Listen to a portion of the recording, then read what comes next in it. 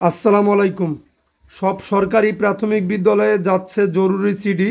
বিস্তারিত জানতে সম্পূর্ণ ভিডিওটি মনোযোগ সহকারে দেখুন, কেননা এটি একটি অতীব গুরুত্বপূর্ণ নিউজ হতে যাচ্ছে। তার আগে অবশ্যই আমাদের চ্যানেলটি সাবস্ক্রাইব করে পাশে থাকা বেল বাটনটি অন করে রাখবেন। সরকারি প্রাথমিক বিদ্যালয়ের পঞ্চম শ্রেণীর বৃত্তি পরীক্ষার প্রশ্নপত্রের কাঠামো ও নম্বর বিভাজন প্রকাশ করা হয়েছে। 5টি বিষয়ে মোট 400 নম্বরের পরীক্ষা হবে। পরীক্ষার সময় থাকবে 2 ঘন্টা 30 মিনিট। জাতীয় শিক্ষাক্রম ও পাঠ্যপুস্তক বোর্ড নেপ গতকাল সোমবার এক চিঠিতে এসব তথ্য জানায়।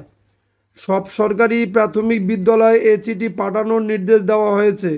চিঠিতে বলা হয়েছে, সরকারি প্রাথমিক বিদ্যালয় বৃত্তি পরীক্ষা 2025 সালের প্রশ্নপত্রের কাঠামো ও নম্বর বিভাজন প্রকাশ করা হয়েছে।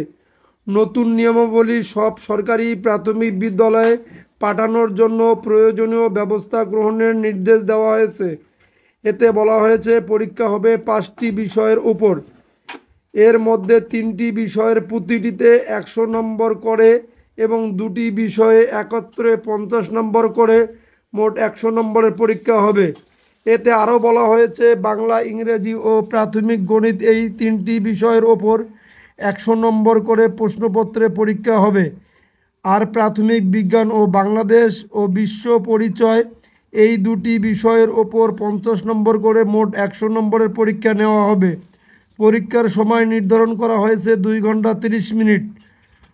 প্রশ্নপত্রে ডেমো ইন ভিত্তিক জ্ঞানমূলক, অনুধাবনমূলক, প্রয়োগমূলক ও উচ্চতর দক্ষতা ভিত্তিক প্রশ্ন অন্তর্ভুক্ত থাকবে।